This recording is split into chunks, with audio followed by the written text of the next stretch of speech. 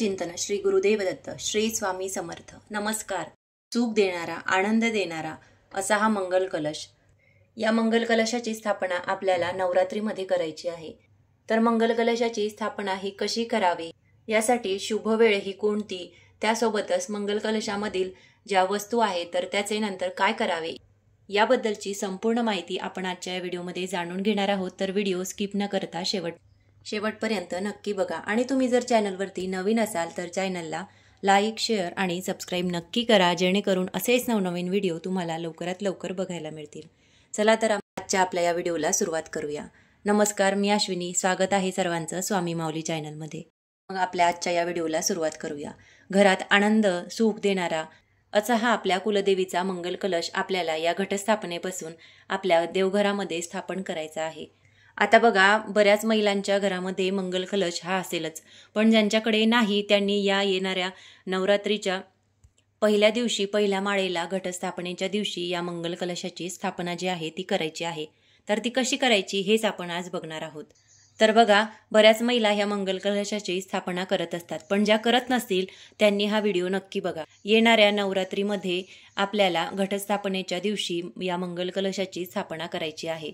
तर बघा, हा मंगल कलश कोणी स्थापन करावा, तर हा मंगल कलश अगदी कोणीही स्थापन करू शकतं। हा मंगल कलशाच्या नावातच मंगल आहे, ज्याने सर्व काही मंगलमय होतं, शुभ होतं। तर असा हा मंगल कलश आपण आपल्या घरामध्ये स्थापन करायचा आहे। तर बघा, आपल्या आयुष्यामध्ये, आपल्या घरामध्ये सगळं काही मंगलमय घडावं यासाठी जो आहे तो आपण हा मंगल कलश स्थापन करायचा आहे। तर बघा, या मंगल कलशाला एवढं महत्त्व का, तर या कलशामध्ये साक्षात ब्रह्मा, विष्णू, महेश यांचा वास असतो। आणि त्यासोबतच याच्यावरती जो आपण श्रीफळ ठेवतो, नारळ ठेवतो, तो शुभतेचं प्रतीक आहे, मंगलतेचं प्रतीक आहे। असा हा सौभाग्याचं प्रतीक असलेला नारळ आहे। तर या सगळ्यांचं एकत्रित स्वरूप आपल्याला या मंगल कलशाची स्थापना, या घटस्थापनेला करायची आहे। आता बघा, या मंगल कलशाची स्थापना आपल्याला नवरात्रीच्या पहिल्याच दिवशी करायची आहे। तर तुम्हाला जर या दिवशी काही अडचण असेल, तुम्ही कुठे बाहेर गावी जात असाल किंवा मग तुम्हाला शक्य नाही झालं, तर तुम्ही या नवरात्रीच्या 9 दिवसांमध्ये अगदी कधीही या कलशाची स्थापना जी आहे ती आपल्या देवघरामध्ये करू शकता। पण मग ज्यांना या नवरात्रीमध्ये, संपूर्ण नवरात्रीमध्ये सुतक असेल, तर त्यांनी कोणत्याही मंगळवारी किंवा मग कोणत्याही शुक्रवारी या मंगल कलशाची स्थापना जी आहे ती करायची आहे। तर बघा, सर्वात महत्त्वाचं म्हणजे मंगल कलशाची स्थापना कोणी करावी, तर मंगल कलशाची स्थापना अगदी कोणीही करू शकतं। मुलं असतील, मुली असतील किंवा मग तुम्ही स्वतः असाल, आणि जर आपल्याला स्वतःला नाही जमलं तर घरातील इतर कोणत्याही व्यक्तीकडून आपण या मंगल कलशाची स्थापना जी आहे ती करू शकतो। अगदी वृद्ध महिला किंवा ज्या महिला प्रेग्नंट असतील तर त्या सुद्धा या मंगल कलशाची स्थापना ही करू शकता। तर बघा, अशा या मंगल कलशाची स्थापना कशी करायची हे आपण बघणार आहोत। तर बघा, तुम्ही एखादा तांब्या घेऊ शकता, कलश घेऊ शकता, किंवा मग असा पितळेचा घेतला तरी देखील चालेल। आणि नसेलच, या दोन्हीपैकी आपल्याकडे एकही नसेल तर अशा प्रकारे स्टीलचा जरी घेतला तरी देखील चालेल। तर कुठलाही तांब्या आपण या पूजेसाठी घेऊ शकतो। आता यानंतर बघा, मी इथे चला आता आपण मंगल कलशाची स्थापना कशी करायची हे बघणार आहोत। तर बघा, अशा प्रकारे आपल्याला तांब्या घ्यायचा आहे। याच्यामध्ये मी पाणी टाकून घेतलेले आहे। आणि जर तांब्याचा नसेल तर अशा प्रकारे पितळेचा जरी घेतला तरी देखील चालेल, किंवा मग तुमच्याकडे पितळेचा नसेल, दोन्हीही नसतील तर अशा प्रकारे स्टीलचा जरी घेतला तरी देखील चालेल। अशा प्रकारे आपण तांब्याचा कलश वापरायचा आहे। आणि हा नसेल तर पितळेचा वापरायचा आहे, किंवा मग पितळेचा आणि तांब्याचाही नसेल तर त्याऐवजी आपण स्टीलचा वापरला तरी देखील चालेल। आता सर्वात आधी बघा, हा जो कलश आहे याच्यामध्ये मी थोडे अर्धा कलश पाण्याने भरून घेतलेला आहे आणि याला स्वच्छ धुवून घेतलेला आहे। आता बघा, वातावरणानुसार याच्यावरती लगेच असे डाग येतात, तर मी बघा असा तांब्याचा कलश आपल्याला घ्यायचा आहे। आणि जर हा नसेल तर आपण बघितल्याप्रमाणे पितळेचा घेतला तरी देखील चालेल, किंवा मग हे दोन्हीही नसेल तर तुम्ही अगदी स्टीलचा घेतला तरी देखील चालेल। तर बघा, इथे मी या कलशामध्ये पाणी टाकून घेतलेले आहे। अगदी अर्धा कलश मी इथे पाण्याने भरून घेतलेला आहे। आणि त्यानंतर आपल्याला हा स्वच्छ करून घ्यायचा आहे। बघा, जेवढा बाहेरून आपण याला स्वच्छ करतो तेवढाच आतून देखील आपल्याला याला स्वच्छ करायचे आहे। तर मी कलश जो आहे तो स्वच्छ धुवून घेतला, त्यानंतर त्याच्यामध्ये शुद्ध जल टाकून घेतले। तर बघा, इथे आपल्याला मंगल कलश स्थापना करण्यासाठी काय काय साहित्य लागणार आहे ते आपण बघणार आहोत। तर त्यासाठी सर्वात आधी आपल्याला एक श्रीफळ लागणार आहे, ज्याला आपण नारळ म्हणतो। तर हे नारळ मी स्वच्छ धुवून घेतलेलं आहे। त्यानंतर त्याला कोरडं करून घेतलं आणि त्यावरती हळदी आणि कुंकू असे टिक्के लावून घेतले। त्यानंतर आपल्याला ओढणी सुद्धा लागते। आता हे आपल्या इच्छेनुसार आहे, आपण ठेवू शकतो किंवा मग नाही ठेवली तरी देखील चालेल। त्यासोबत एक कलावा सुद्धा आपल्याला लागणार आहे आपल्या कलशाला बांधायला। त्यासोबत फुले, हळदी, कुंकू, अक्षदा हे मी घेतलेलं आहे। त्यासोबतच आपल्याला 1 रुपयाचे नाणे आणि सुपारी सुद्धा घ्यायची आहे। आता याऐवजी तुमच्याकडे जर चांदीचे नाणे असेल तर अतिउत्तम, तुम्ही ते घ्या, आणि नसेल तर अशा प्रकारे 1 रुपयाचे नाणे घेतले तरी देखील चालेल। तर बघा, आता हे मी थोडा वेळ बाजूला ठेवते आणि यानंतर आपण आता परत कलश वरती घेणार आहोत। आणि आता कलशामध्ये तर बघा, तुम्ही कुलदेवीचा मंगल कलश जर स्थापन करणार असाल तर तुम्ही जिथे आपल्या कुलदेवीला जात असाल तर तिथे गेल्यानंतर आपल्याला एक नारळ भेटतो, श्रीफळ भेटतो पूजेनंतर, तर तो सुद्धा तुम्ही या मंगल कलशावरती स्थापन केला तरी देखील चालेल। यासोबतच बघा, आणखी एक महत्त्वाचं राहिलं ते म्हणजे आपल्याला विड्याची 5 पाने सुद्धा घ्यायची आहे। हे तुम्ही 5 घेऊ शकता, 7 घेऊ शकता। आणि अशा प्रकारे विड्याची पाने जर आपल्याला नाही मिळाली तर याऐवजी आपण आंब्याची पाने घेतली तरी देखील चालेल, पण शक्यतो आपण विड्याची पाने घ्या आणि नाहीच मिळाली तर आंब्याची घ्या। तर बघा, ज्या ठिकाणी आपण मंगल कलशाची स्थापना करणार आहोत तर ती जागा आधी स्वच्छ करून घ्यायची आहे। कोरडी ओल्या कपड्याने आधी पुसून घ्यायची, त्यानंतर स्वच्छ कोरडी करून घ्यायची आणि त्यानंतर आपल्याला तिथे मंगल कलशाची स्थापना करायची आहे। आणि सोबतच तुम्ही जर देवघरामध्ये मंगल कलशाची स्थापना करत असाल तर डायरेक्ट खाली करायची नाही, त्याच्या खाली आपल्याला आसन द्यायचे आहे। म्हणजे एक प्लेट ठेवायची आहे, तुम्ही तांब्याची ठेवा, पितळीची ठेवा, आणि त्यानंतर त्या प्लेटमध्ये आपल्याला तांदूळ टाकून घ्यायचे आहे आणि तांदळावरती आपल्याला हळदी कुंकू टाकायचे आहे आणि त्यानंतर त्यावरती हा मंगल कलश जो आहे तो आपल्याला ठेवायचा आहे। तर बघा, आता घटस्थापना आहे, तर घटस्थापनेच्या शुभ मुहूर्तावरती आपल्याला मंगल कलशाची स्थापना करायची आहे। आणि जर आपल्याला या कालावधीमध्ये घटस्थापनेच्या कालावधीमध्ये मंगल कलशाची स्थापना करायला नाही जमलं तर आपण नंतर कधीही याची स्थापना जी आहे ती करू शकतो। तुम्ही कोणत्याही मंगळवारी, शुक्रवारी आपल्या कुलदेवीचा जो वार असतो तर त्या दिवशी आपण मंगल कलशाची स्थापना जी आहे ती करायची आहे। पण शक्यतो तुम्ही घटस्थापनेच्या कालावधीमध्ये मंगल कलशाची स्थापना ही करायची आहे। आणि घटस्थापनेच्या दिवशीच आपल्याला अगदी सकाळी सकाळी या मंगल कलशाची स्थापना करायची आहे। अगदी फार वेळ होऊ द्यायचा नाही, दुपारच्या वेळेला अजिबात मंगल कलशाची स्थापना आपल्याला करायची नाही। अगदी सकाळी आपली जेव्हा देवपूजा होईल आणि घटस्थापनेच्या आधी आपण या मंगल कलशाची स्थापना जी आहे ती करून घ्यायची आहे। बऱ्याच वेळा आपल्याला प्रश्न पडतो की या कलशाची जर आपण स्थापना केली, मंगल कलशाची आपण स्थापना केली तर आपल्याला घटस्थापनेला दुसरा कळस मांडायची आवश्यकता नाही, पण आपण आयुष्यभर या मंगल कलशाची स्थापना करणार आहे, इथून पुढे आयुष्यभर आपण याला स्थापना करणार आहे आपल्या देवघरामध्ये, तर हा कलश वेगळा आणि जो आपण घटासाठी कलश मांडतो तर तो वेगळा, तर दोन्ही कलश आपल्याला या दिवशी मांडायचे आहे। तुम्ही जर घटस्थापना करत नसाल तर आपल्याला हाच मंगल कलश स्थापन करायचा आहे, किंवा मग तुम्ही घटस्थापना करत असाल तरी देखील हा मंगल कलश वेगळा असा आपल्याला स्थापन करायचा आहे। हा मंगल कलश आपल्या देव्हाऱ्यात किंवा देवघराच्या बाजूला राहणार आहे आणि जो कलश आपण घटस्थापनेला स्थापन करणार आहे तर तो फक्त 9 दिवसाचा असणार आहे आणि हा आपल्या आयुष्यभरासाठी आपण याला स्थापन करणार आहे, नियमित आपण याची पूजा करणार आहे। तर आता मंगल कलश स्थापन करण्यासाठी बघा, सर्वात आधी मी इथे याच्यामध्ये पाणी टाकून घेतलं, नंतर बघा आपल्याला याच्यावरती कुंकवाने स्वास्तिक काढून घ्यायचे आहे।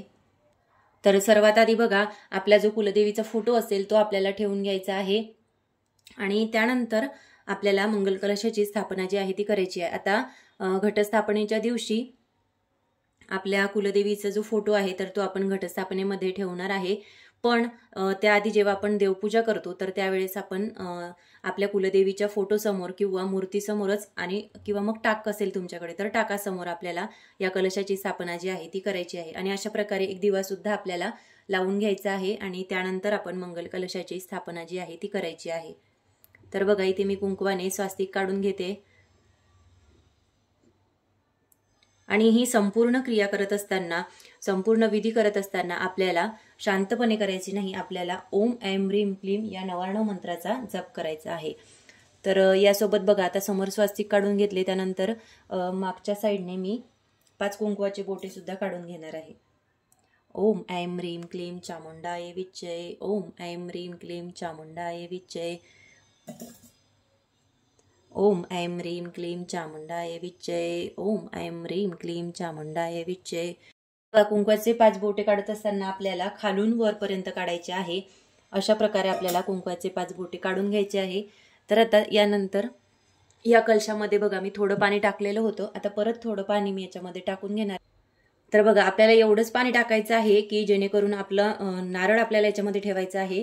तर नारळ ठेवल्यानंतर पाणी नारळाला लागेल एवढं आपल्याला ठेवायचं आहे. अगदी जास्त पण नाही भरायचं, म्हणजे आपलं पाणी जे आहे ते नंतर खाली येईल. बघा मी कलशावरती स्वास्तिक सुद्धा काढून घेतलेलं आहे आणि कुंकवाचे 5 बोटे सुद्धा काढले. त्यानंतर आपल्याला ज्या ठिकाणी आपण मंगल कलशाची स्थापना करत असू तर त्या ठिकाणी आपल्याला एखादी प्लेट घ्यायची आहे किंवा मग तुम्ही जर एखाद्या आसनावरती करत असाल तर अशा प्रकारे तांदूळ टाकून घ्यायचे आणि तांदूळ आपल्याला तसेच पांढरे ठेवायचे नाही. त्यावरती आपल्याला हळदी, कुंकू, अक्षता वाहून घ्यायचे आहेत आणि या तांदळाचे तुम्ही अष्टदल सुद्धा काढू शकता किंवा मग स्वास्तिक काढून सुद्धा तुम्ही याच्यावरती मंगल कलश जो आहे तर तो ठेवू शकता. तर बघा मी इथे अष्टदल काढून घेतलं. त्यानंतर यावरती मी हळदी, कुंकू, अक्षता वाहून घेणार आहे. ओम ऐं ह्रीं क्लीं चामुंडाय विच्चे. ओम ऐं ह्रीं क्लीं चामुंडाय विच्चे. त्यानंतर जो कलश आहे तर तो मी इथे ठेवून घेते. आता बघा यावरती स्वास्तिक काढून घेतलेला आहे आणि त्यानंतर बघा आपण जो कलावा घेतलेला होता तर तो मी याला बांधून घेणार आहे. आणि त्यानंतर आपल्याला याच्यामध्ये जे आपण सुपारी घेतली होती तर बघा ती मी याच्यामध्ये टाकून घेते. त्यानंतर 1 रुपयाचे नाणे आहे तर ते याच्यामध्ये टाकून घेणार आहे. आता तुमच्याकडे जर चांदीचे असेल नाणे तर ते सुद्धा तुम्ही याच्यामध्ये टाकू शकता आणि जर नसेल तर अशा प्रकारे 1 रुपयाचे जरी टाकले तरी देखील चालेल.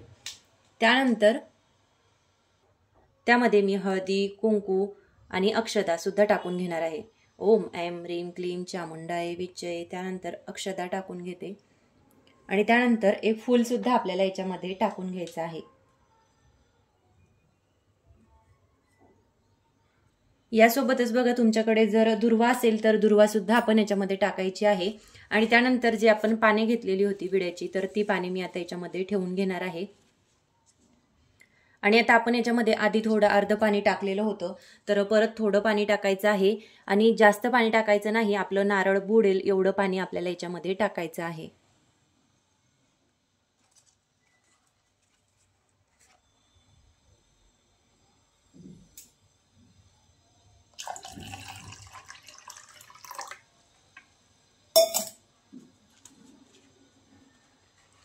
तर बघा मी 5 विड्याची पाने याच्यामध्ये ठेवून घेतली. आता यानंतर या विड्याच्या पानाला मी हळदी, कुंकू हे लावून घेणार आहे. आता बघा ही पानं जी आहे ती आपल्याला आधी स्वच्छ धुवून घ्यायची आहे. ही पाने मी आधी धुवून घेतली आणि त्यानंतर यावरती हळदी, कुंकू लावून घेते. आता नारळाला बरेच जण सजावट देखील करत असतात, देवीचं स्वरूप देत असतात. तर तुमची इच्छा असेल तर तुम्ही तसं करू शकता. देवीला साडी वगैरे नेसवा किंवा मग देवीला डोळे येतात लावायसाठी. बाजारामध्ये बऱ्याच अशा विविध ज्या शृंगाराच्या वस्तू आहेत तर त्या येत असतात. तुम्ही ते करू शकता. आपली इच्छेनुसार आपल्याला जे करायचं आहे ते आपण मंगल कलशाला तशा प्रकारे सजवू शकतो. तर बघा इथे पाने ठेवून घेतली. आता त्याच्यामध्ये आपण श्रीफळ ठेवून घेणार आहे. बघा श्रीफळाला मी हळदी आणि कुंकू आधीच लावून घेतलं होतं.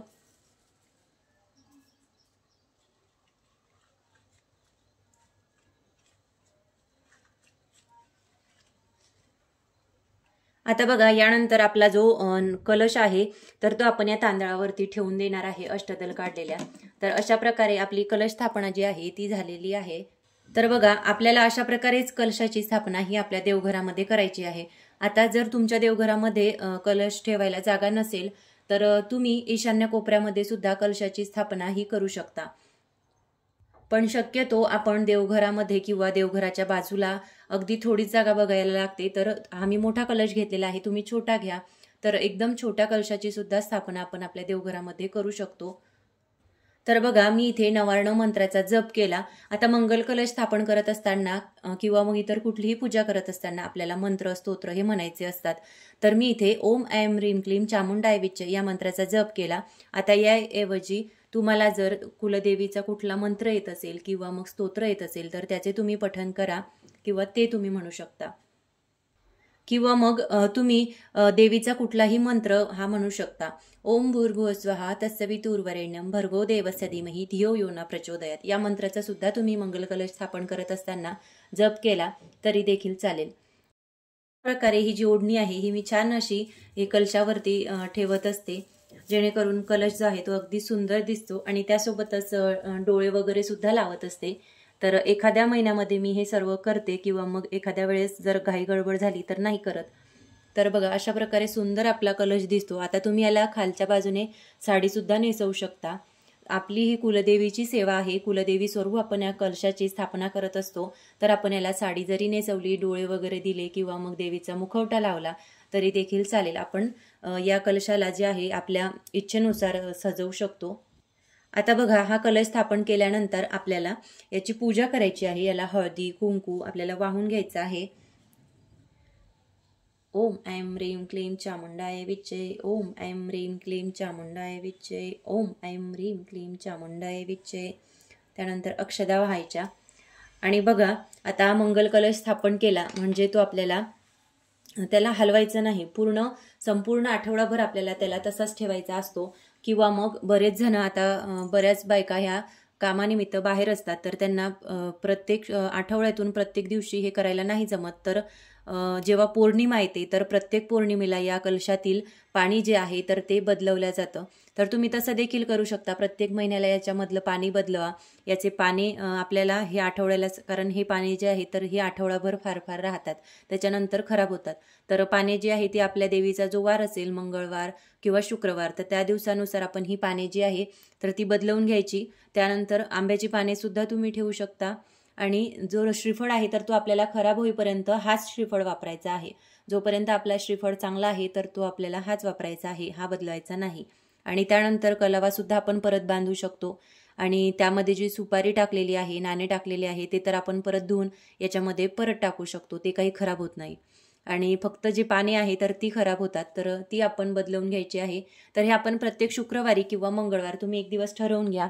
त्यानुसार तुम्ही ही पाने जी आहे तर ती बदलवू शकता. तर सोबतच बघा मी छान अशी वेणी सुद्धा कलशासाठी बनवली होती. तर तुम्ही शक्य झाल्यास रोज कलशाला एक फूल वाहायचं आहे. किंवा मग नाही झालं तर नुसतं हळदी कुंकू जरी वाहिलं तरी देखील चालेल. तर रोज आपल्याला याला हळदी कुंकू अक्षदा हे दुरूनच अर्पण करायचं आहे. मात्र शुक्रवारी किंवा मग मंगळवारी किंवा नाही शक्य झाल्यास प्रत्येक पौर्णिमेला आपण याच्यामधलं पाणी बदलायचं आहे. आणि हा कलश जो आहे तर तो आपण स्वच्छ करून परत स्वच्छ जल त्याच्यामध्ये भरायचं आहे. तर अशा प्रकारे बघा छान अशी आपल्या कलशाची स्थापना झालेली आहे. बऱ्याच वेळा असं होतं की मंगल कलशाची स्थापना केल्यानंतर आपला जो नारळ आहे त्याला तडा जातो. तर तेव्हा घाबरून जायची गरज नाही. बघा आपल्यावर येणारं जर एखादं संकट असेल, आपल्यावर येणारी एखादी वाईट बाधा असेल तर ते नारळ स्वतःवर घेतं. नारळामध्ये सकारात्मक ऊर्जा शोषून घेण्याची सर्वात जास्त ताकद असते. आणि त्यासोबतच ते तेवढीच नकारात्मक शक्ती सुद्धा आपल्या स्वतःमध्ये शोषून घेत असते. असं होतं बघा, आपल्या घरातील जी तुळस असते तर ती सुकून जाते. आपण तेव्हा असं म्हणतो की आपल्यावर जी येणारी बाधा आहे ती स्वतःवर घेते. तर अगदी याच पद्धतीने सौभाग्य देणारा हा मंगल कलश जो आहे तो आपल्याला स्थापन करायचा आहे. तर बघा या मंगल कलशामधील नारळाला जर तडा गेला तर घाबरून जायचे नाही. हा जो नारळ आहे तो आपण एखाद्या वाहत्या पाण्यामध्ये विसर्जित करून द्यायचा आहे. आणि त्यासोबतच नारळाला जर कोंब आला तर तेव्हा सुद्धा आपण नारळ अशा एखाद्या ठिकाणी लावायचा. आपल्याकडे जर गार्डन वगैरे असेल तर त्या ठिकाणी तुम्ही लावू शकता. किंवा मग तुम्ही एखाद्या मंदिराच्या ठिकाणी तो नारळ नेऊन तिथे लावू शकता. किंवा मग तुमच्याकडेच कुठे जागा असेल तर तिथे तुम्ही कुंडीत थोडे दिवस तो ठेवा. आणि त्यानंतर छान असा थोडा मोठा झाल्यानंतर तुम्ही एखाद्या ठिकाणी तो मोठ्या जागेमध्ये तो लावू शकता. तर नारळाला तडा गेला किंवा मग नारळाला कोंब आला तर घाबरून जायची आवश्यकता नाही. त्यावेळेस आपण नारळाला जर तडा गेला तर तो वाहत्या पाण्यामध्ये विसर्जित करायचा. आणि जर त्याला कोंब आला तर तो एखाद्या ठिकाणी आपण झाडाच्या रूपात लावून द्यायचा आहे. आणि शक्यतो हे कलशामधील जे पाणी आहे तर ते आपल्याला प्रत्येक मंगळवारी किंवा मग शुक्रवारी तुम्ही एक दिवस ठरवून ठेवा. आणि त्याच दिवशीच तुम्ही त्याच्यामधले पाणी जे आहे ते बदलायचे आहे.